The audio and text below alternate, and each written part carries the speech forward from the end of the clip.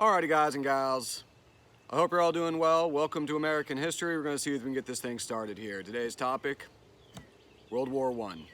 So this is a fun one in my opinion because it is absolutely nuts.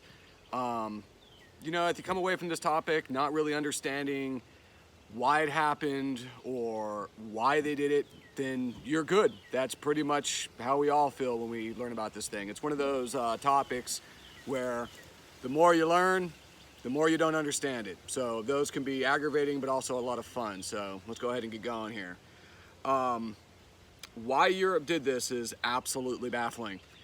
They were at the pinnacle of their peace and prosperity, and for whatever reason decided to take out a gun and essentially blow their head off.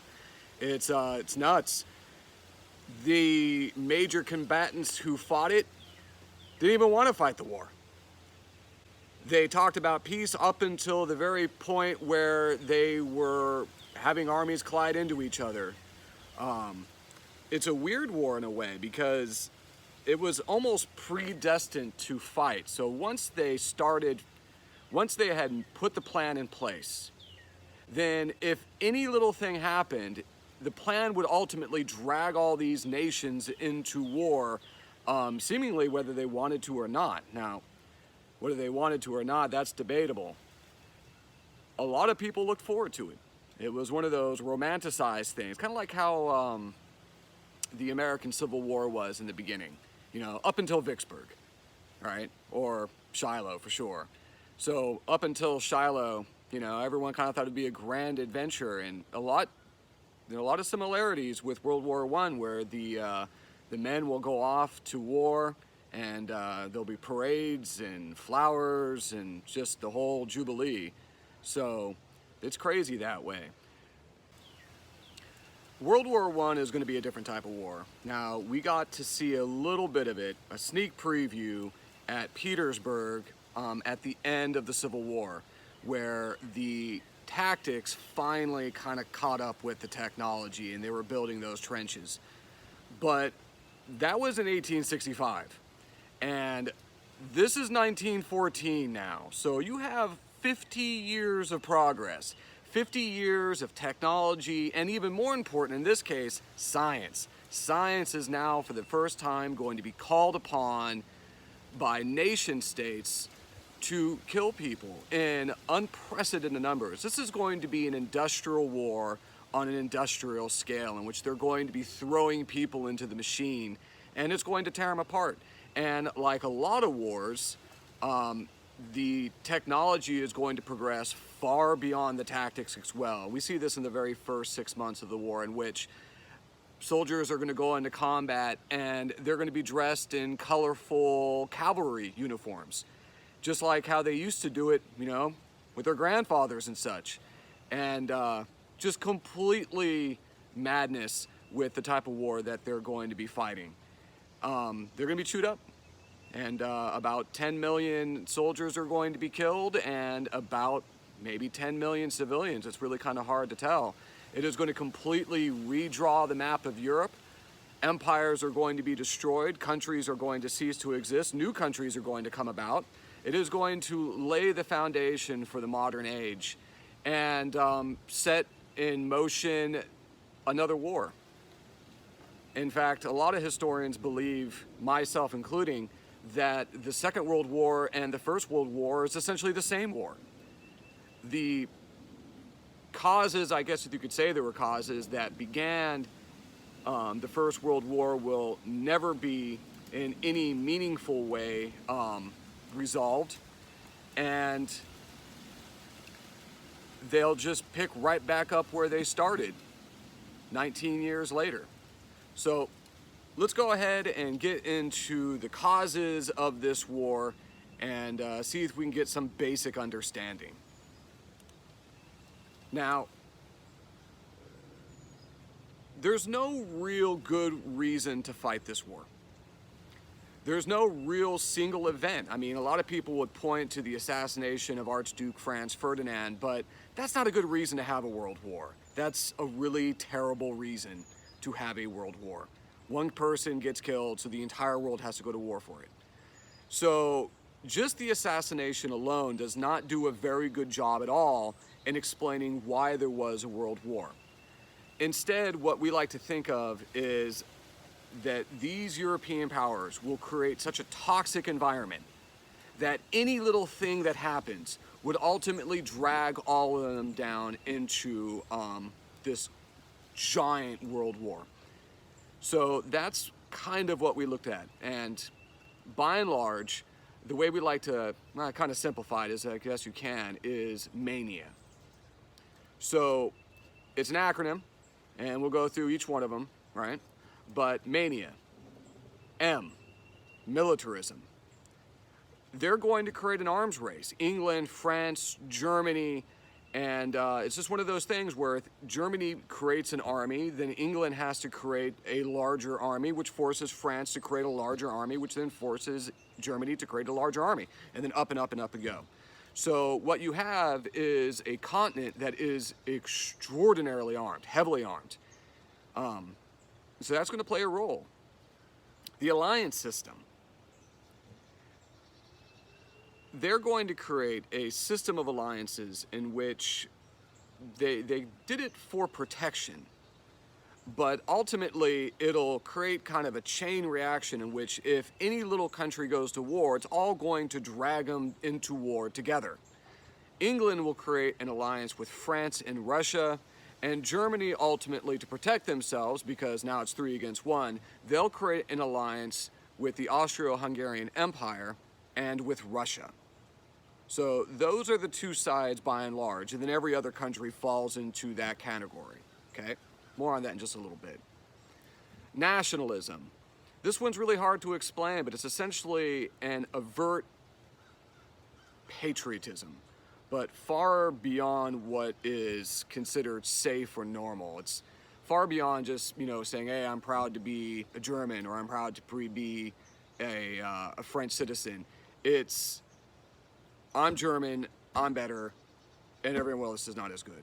I'm English, I'm better, and everyone else is not as good. It's just uber hyper nationalism. Imperialism. Now, these countries had, for the last 30 years plus, had been essentially engaged in colonizing the rest of the world.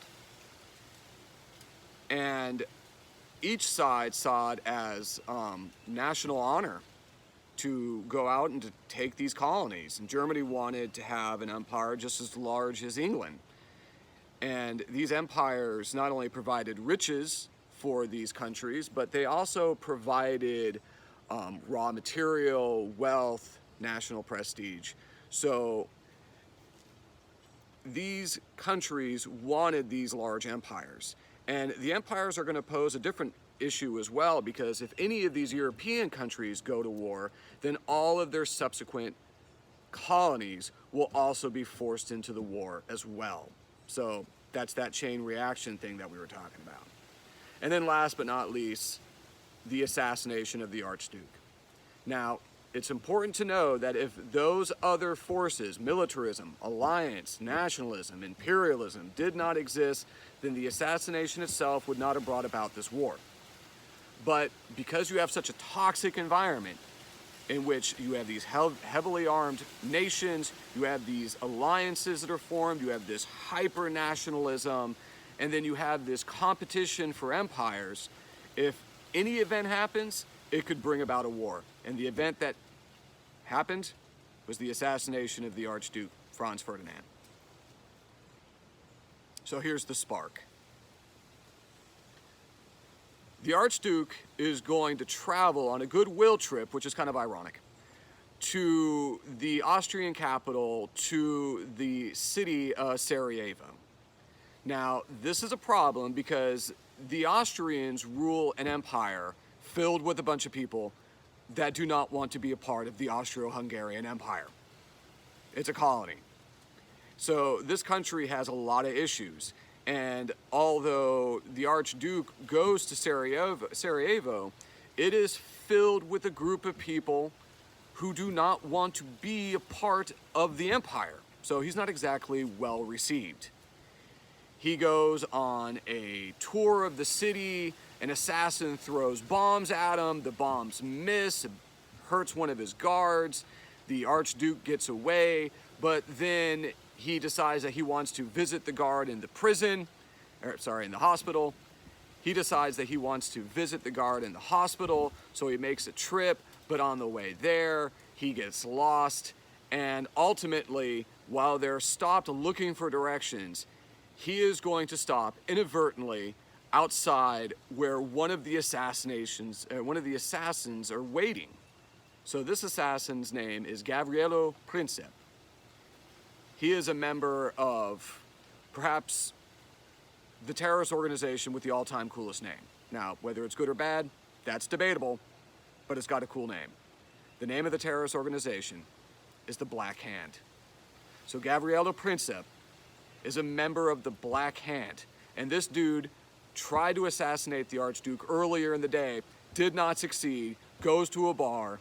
He is essentially getting drunk, and as he is drinking, he looks out the window and sees the Archduke's car just outside, just looking for directions. He grabs a gun, goes outside, he kills the Archduke and the Duchess, and that's going to trigger a war. Austria blames Serbia for Ferdinand's death. Germany is going to pledge their support for the Austro-Hungarian Empire. The Austro-Hungarian Empire now is essentially going to declare war on Serbia. Russia is going to pledge its support for Serbia, however, because the Serbs also live in Russia. As a result, Germany declares war on Russia, but then France declares its support for Russia. So Germany is going to declare war on France. But the problem is that the only way that they can feasibly get to France is through Belgium. So they're going to invade Belgium on the way to France. Now, Belgium is a British ally. So when Germany invades Belgium, that brings England into the war, and now all of a sudden what you have is a giant world war. England, France, and Russia are the allied powers. The central powers is Germany, the Austro-Hungarian Empire, and the Ottoman Empire. Now, we're not going to talk about the Austro-Hungarian Empire and the Ottoman Empire very much because they don't do very much. It's essentially Germany. Now that was very confusing, so let me see if I can simplify it for you. So the Archduke goes on a goodwill trip from his capital to the city of Sarajevo, and there he's assassinated. Now it's almost certain that the Serbs had something to do with that, so now the Austro-Hungarian Empire is mad at Serbia. But see, the problem with that is that if you're mad at Serbia, Serbs also live in Russia, so Russia has a problem with that.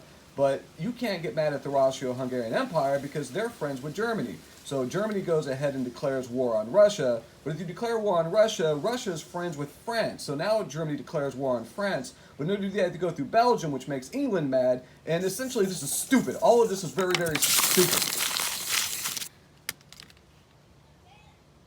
By the way, Belgium was like, I don't think so.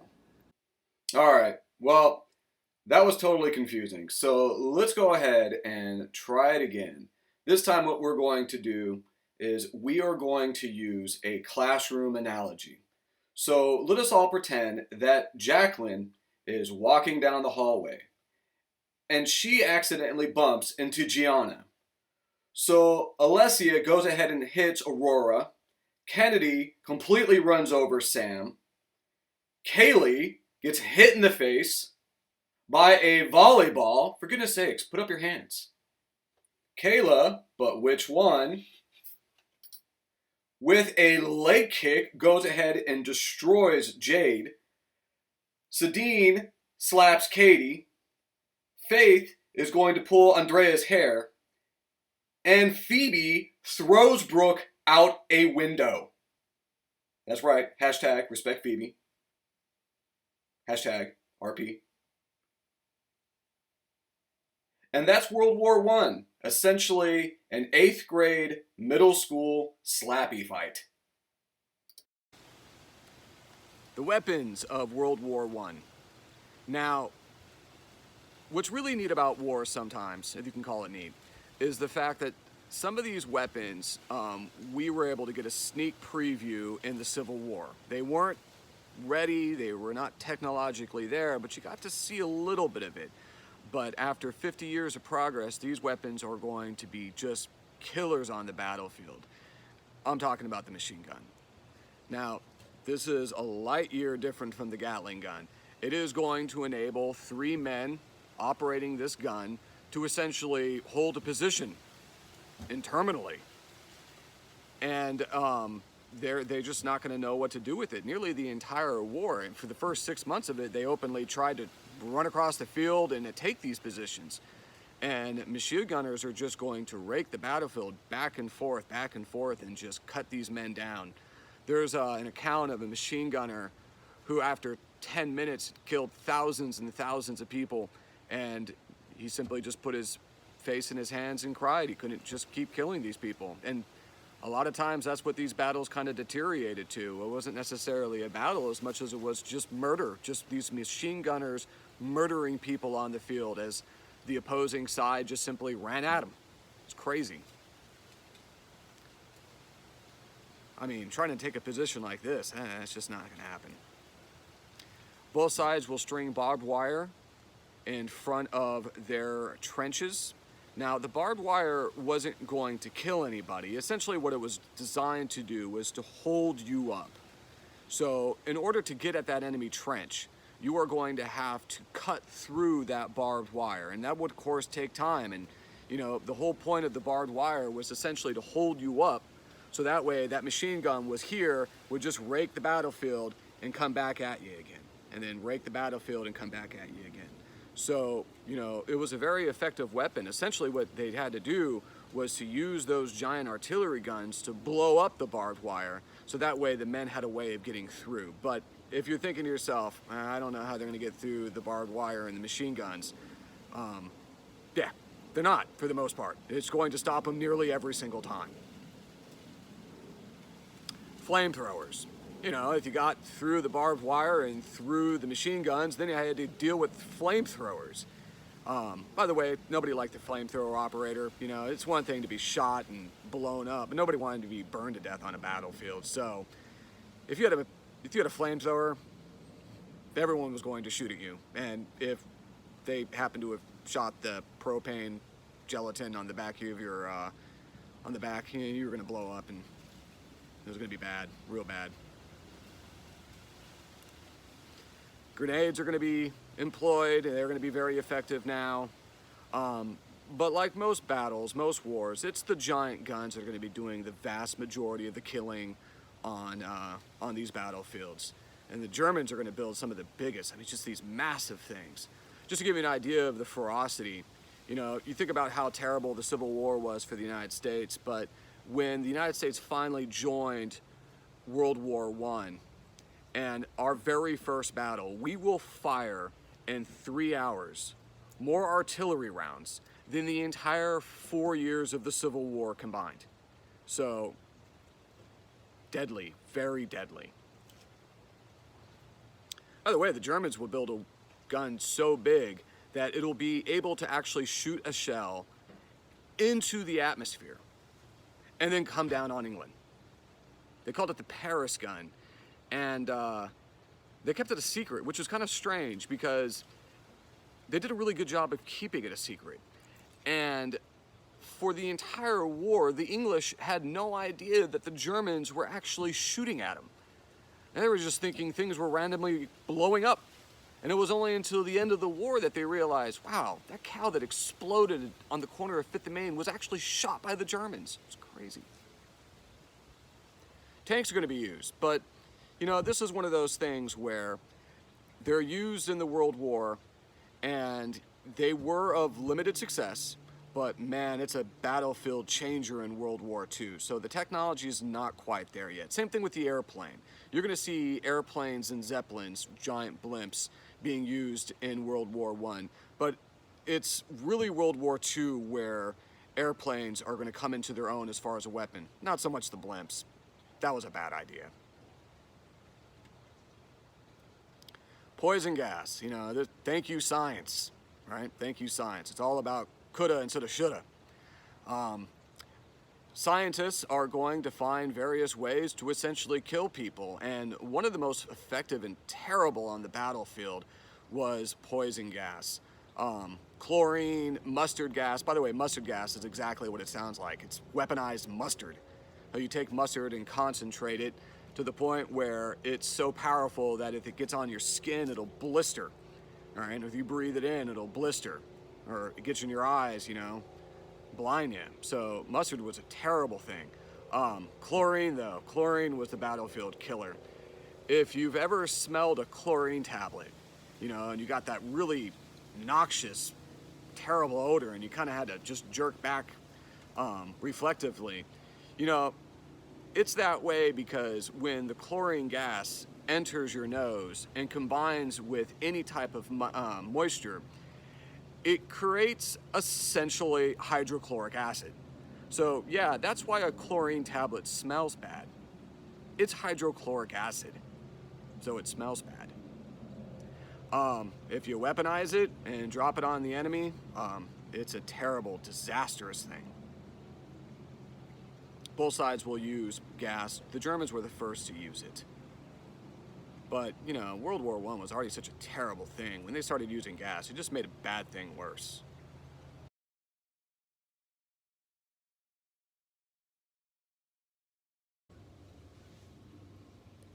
Bent double, like old beggars under sacks. Knock-kneed, coughing like hacks, we cursed through the sludge. Till on the haunting flares we turned our backs, and towards our distant rest began to trudge. Men marched to sleep. Many had lost their boots, but limped on, bloodshot. All went lame, all blind. Drunk with fatigue, deaf even to the hoots of disappointed shells that dropped behind.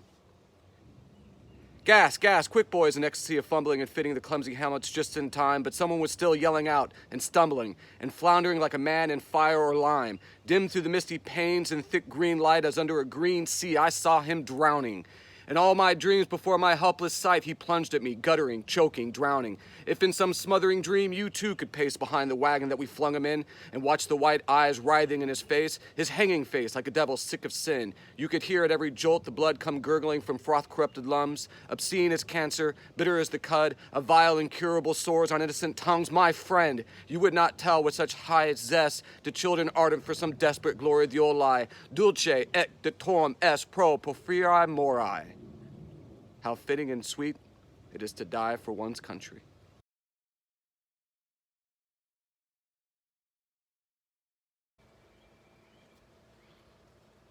All right, let's talk a little bit more about the combat and how the fighting is actually going to be conducted on the Western Front. So if you take a look at Germany here on the map in 1914, it's got some positives and it's got a lot of negatives here. The positives is that it's got the best army in Europe. It is the most modern. It's going to have the most rapid movement, a lot of very large artillery pieces. So it's a modern army. But geographically, it's got some major problems. It is essentially surrounded by enemies on all sides. So you got Russia on the Eastern Front, you got France and the UK on the Western Front. It's got allies in the middle with the Austrian-Hungarian Empire and the Ottoman Empire, but as the war drags on, those allies are going to prove to be a problem for the most part. So Germany is going to try to end this war very quickly. And that's about as good of a shot it's got in winning World War I.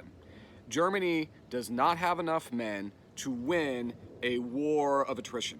That's where the war just drags on and on and on. I mean, Russia's got 100 million people living in that country. So they are outnumbered. So Germany's best shot to win the war is to win it outright. And they're going to do that with the Schlieffen plan, or they're going to try to do that, I should say. Now, the goal for the Germans is to just hold up the Russians as much as they can. Now, Russia is a big country, but they're hoping that it's going to take them a long time to get mobilized. That will leave Germany's armies free to essentially focus on France and knock France out of that war as quickly as possible. So Germany is going to in the opening days of the war, try to attack France. But the problem is the border between Germany and France is heavily fortified by French forts. And if you're trying to win the war real quickly, then going through that fortification is just not the way to do it. There is a much less defended area of France, and that's between France's border with Belgium. So for the Germans, what they're going to try to do is invade France through Belgium, and this is called the Schlieffen plan. Now, they're hoping that Belgium will just let them through the country and not have an issue with this. Belgium is going to have an issue with this. In fact, Belgium was like, I don't think so. So when Germany went through Belgium, the Belgians fought back and slowed Germany down. In addition, Belgium was an ally with England, so when Germany invaded Belgium, that brought England into the war. Now, Germany expected this, but they're also hoping that they can win fast enough before the English and Russia is able to actually get their army mobilized. In other words, knock France out real quick and then not have to worry about those other armies. So they go through Belgium. The Belgians fight back. It slows the Germans down a couple days. And as a result, the Schlieffen plan is delayed. And by the time they get into France, they're already well behind schedule, and the German army is going to get about 25 miles to Paris. And then when the French army is able to stand and fight and put in those machine guns, it's done. You know, once those machine guns are in place, the war is going to stagnate into a war of static attrition. That's essentially where they're just going to have to grind it out. Now, this is the problem that I have with Germany. They knew that their best shot to win the war was in the opening weeks of the war. And when the Schlieffen plan failed, they then knew that essentially their best chance, maybe the only chance of winning World War I, was done. They're in France. Their plan has failed. Sue for peace. The war's over for the most part. The Germans knew the war was over for the most part. Well, the upper echelons anyways. The people, it'll take a couple years for them to figure that out. Some of them never will.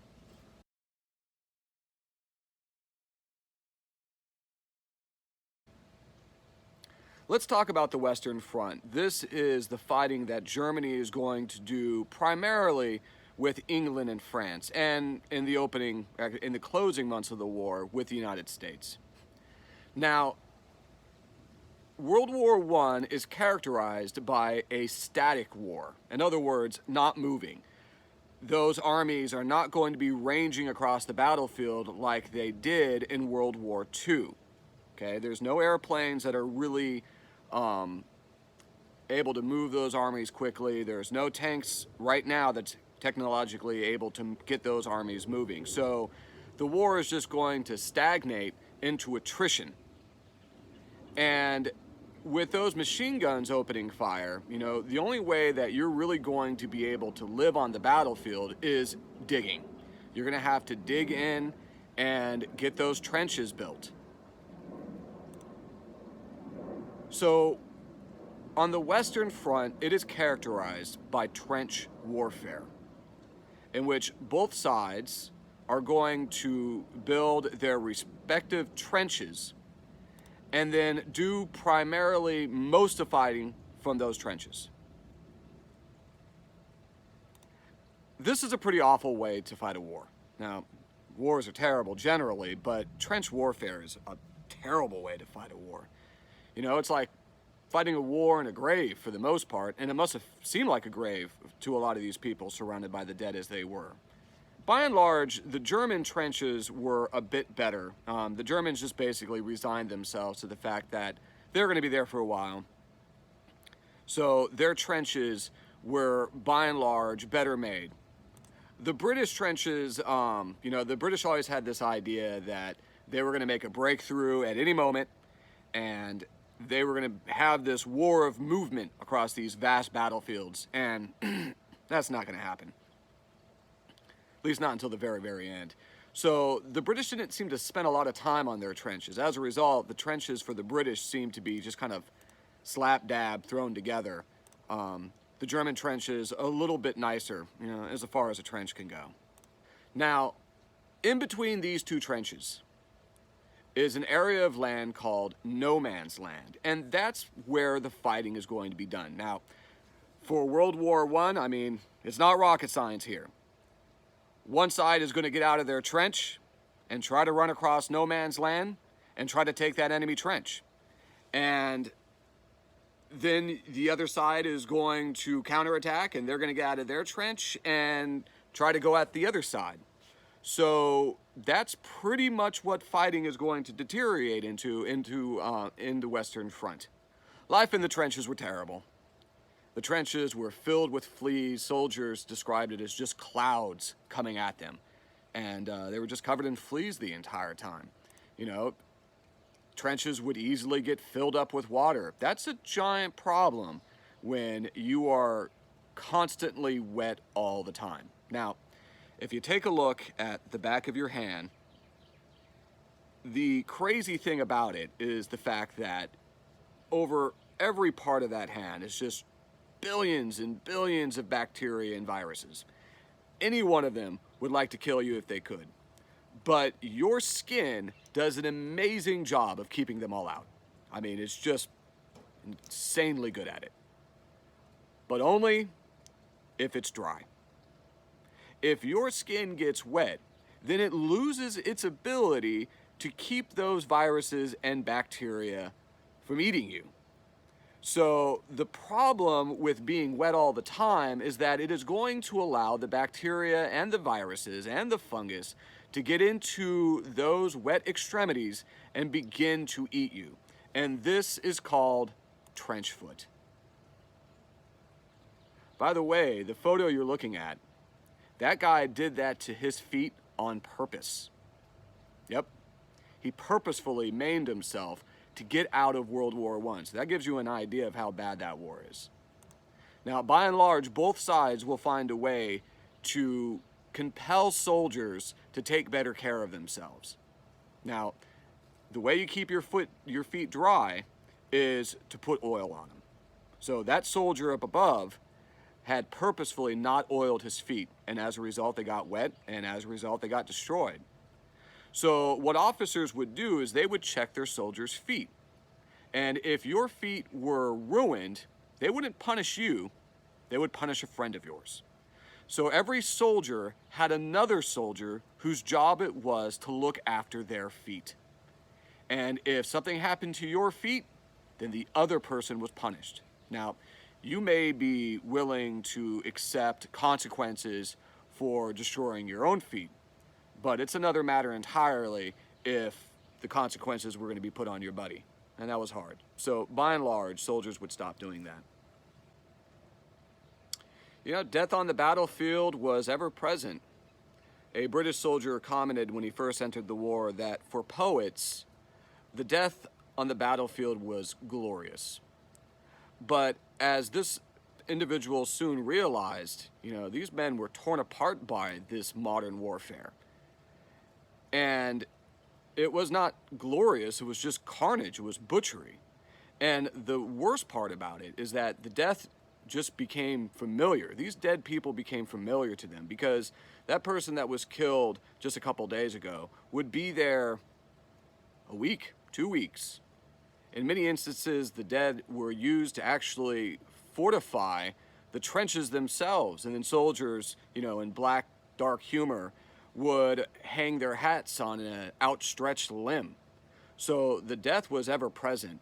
For these soldiers, they essentially, you know, you coped with it in two different ways. Either you could turn off that part of your brain that saw it as just a crime and saw the dead as nothing more than an object, or, you know, it ruined people. And for the very first time, soldiers are going to be diagnosed with shell shock. We call it post-traumatic stress syndrome, where they will just be ruined. You know, the scale of warfare in World War I was just really unprecedented. there are going to be battles, Verdun and the Somme, for example, in which 1 million people plus will be killed in each one of them. You know, you think about the Civil War for the United States, and after 4 years of fighting, something like 850,000 soldiers might have been killed, you know, over the course of 4 years of fighting. But at Verdun, 1 million people killed. And at the Somme, 1 million people killed. In fact, the very first day of the Somme, the British thought that after shelling the German trenches for days and days, that the German encamped machine guns would be destroyed, and they would be able to just walk across the battlefield and take those positions. And once the British stopped shelling the German lines, the Germans came out of their dugouts and immediately manned those machine guns, and the British went walking across that battlefield and were just butchered by those gun emplacements. 60,000 soldiers killed in the first day of the Somme. So the scale of industrial warfare is just a terrible thing. Let's go ahead and pivot now to war on the Eastern Front. This is very different than the war on the Western Front. So on the Eastern Front, what we have is essentially Germany fighting Russia. And this is not necessarily trench warfare. In many ways, on the Eastern Front, what we have is Germany just butchering Russia.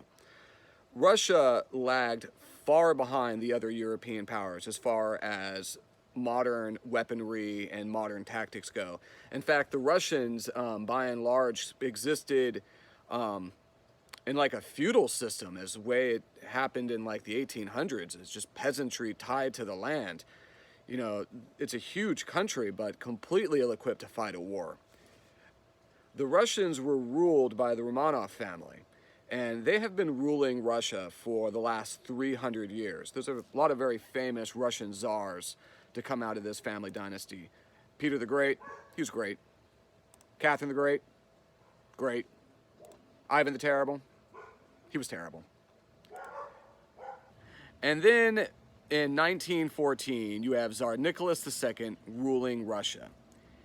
He's got a lot of Louis XVI in him. Essentially, he's a really nice guy. And it's hard to be an absolute monarch when you're a nice guy. Tsar Nicholas never wanted to be Tsar. He is a very private man. He is a very good father. He just kind of wants to be a family man. And you know, you're not going to be able to do that when you're Tsar of Russia. Now, something I haven't really gotten into yet, and it's definitely a cause of World War I, and it makes the war all the more bizarre and strange, if it needed that any more than it already is the fact that all of these monarchs who are essentially fighting each other in World War I, they're all related. They're all part of the same big, crazy family. For example, the Kaiser and Tsar Nicholas II and Edward V, they're all cousins. They're all cousins, yep. Played with each other when they were kids. The Queen of England, their grandmother, yep. One big family fight. So this family has been essentially keeping it in the family for a pretty long time. It's just a lot of intermarrying. And that's going to become a bit of an issue when we get into the Romanov family. So, you know, there's a lot of reasons why people don't have relations in the family. It tends to be bad. What it tends to do is concentrate the genetic problems that all families tend to have. Now, you know, you have relations outside of the family, and those genetic problems are essentially in the background, and they almost never seem to manifest themselves into actual genetic problems. But if you keep having relations in the family over and over and over again, you are going to increase the likelihood of these genetic problems becoming a thing. And for these rulers in Europe, they had some pretty noticeable genetic problems. A lot of these rulers had incredibly large jaws, and you know, it was pretty noticeable. One of them, in fact, had a jaw so large that he was unable to close his mouth or chew his food or talk in any kind of meaningful way. So yeah, it got pretty bad. Now, for the Romanovs, they have a different type of genetic problem that is affecting their son. Now, Alexei has a problem. It's a genetic problem. And when he gets injured, his blood is unable to coagulate. He is a helophiliac. That means that any bump, any bruise, any cut, and he could easily bleed to death. This kid is essentially wrapped in bubble wrap. I mean, they have to be extraordinarily protective with him. And the fact that he lived as old as he did is just a miracle for the most part. Helophiliacs, especially in 1914, don't live very long. And there had been many near-death experiences with this kid. Now, this is where it gets kind of strange, because apparently the only person who was able to cure him was Grigory Rasputin. And this gets pretty nuts. For whatever reason, we don't really know how or why, but Rasputin was able to heal this kid. And as a result, he got more and more influence with the royal family. And that made a lot of people jealous. And especially the distant relations of the Romanovs were very jealous. That being said, Rasputin was kind of we'll just call him colorful. Yeah, he was very colorful. So, not really liking the rival, the extended family decided to kill this guy. Now, his death is kind of famous for the most part because they tried to poison him, and when the poison didn't work, they stabbed, bludgeoned, and shot him, and he still wouldn't die. And eventually, they dragged him and threw him outside in the river, and he drowned to death. So he's famous for being shot, stabbed, poisoned, and ultimately drowned. But he did have a prediction for the Tsar. He said that if he was killed by the Russian people, then nothing would happen to the royal family. But if he was killed by members of the Romanov family, then everybody would die. And that actually proved to be true. With the army on the Eastern Front falling apart and the peasantry starving, they're going to overthrow the Tsar. Vladimir Lenin will ultimately take control of the country. Not wanting the royal family to ever regain power again, they were shot. All of them were shot. Russia is going to become a communist country and ultimately drop out of the war. Now, there's going to be profound effects that we're going to talk about with this a little bit later, but not in these series of notes. For Germany, Russia is now knocked out of the war, 1917, and now they're going to be able to go ahead and focus entirely on war in the West, and that's what we're going to focus back on again as well. The problem with Germany, though, is in 1917, they had essentially bled themselves white. All of them have, for the most part.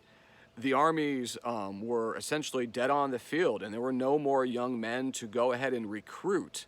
So Germany realized that they had just this one moment to win or lose the war. They were running out of time. So they had one last major offensive in which they hurled their armies at England and France. They also let loose unrestricted warfare, submarine warfare, on the ships going in and out of England. Now, this was definitely a gamble here because when the Germans basically decreed that they were going to sink any ship heading to England, they were inevitably going to be killing Americans. And at a certain point, America would enter the war. So again, it's another gamble by Germany. What Germany is hoping is that they're going to be able to knock England and France out of the war before the United States comes into the war and before their troops land. So that's the gamble. So Germany hurls its armies at England and France, and they unleash their submarines and attack those ships coming in and out of England. The most famous ship sunk by the Germans is the Lusitania, where several thousands of people are killed, including several hundred Americans. And there's a huge outcry in this country. The Lusitania, paired with the Zimmermann Telegraph, is typically seen as the reasons America enters the war. Now, the Zimmermann Telegraph is a telegraph that was intercepted by the British. It was sent from Germany to Mexico, in which Germany is suggesting that Mexico join the war on Germany's side, and when Germany wins the war, they will give back the land that Mexico lost in the Mexican-American War. Now, Mexico declined the offer, but England intercepted that message and then relayed that message to the United States, and at that point, the United States was outraged.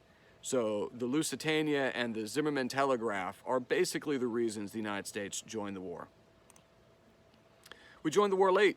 You know, it's already 1917, but our troops are going to land and begin to mobilize before Germany is able to knock England and France out of the war. And at that point in time, Germany was done. There were no more soldiers. They did not achieve the breakthrough that they had hoped. They were dashed on those machine guns, as always. And now you have no more Germans, hardly any more British and French soldiers, and now millions of American soldiers entering the war. And Germany realized that the war was done.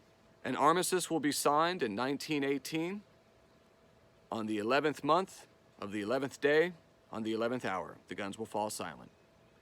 And it'll end the greatest catastrophe up to that point and set the stage for a very troubled future that we will talk about next time. Thank you very much, and I'll see you later.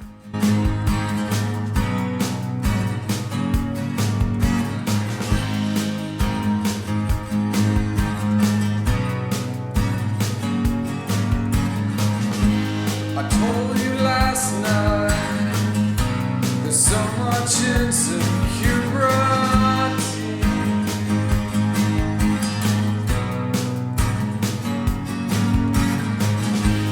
For my part, it knows me well and I can't see it. So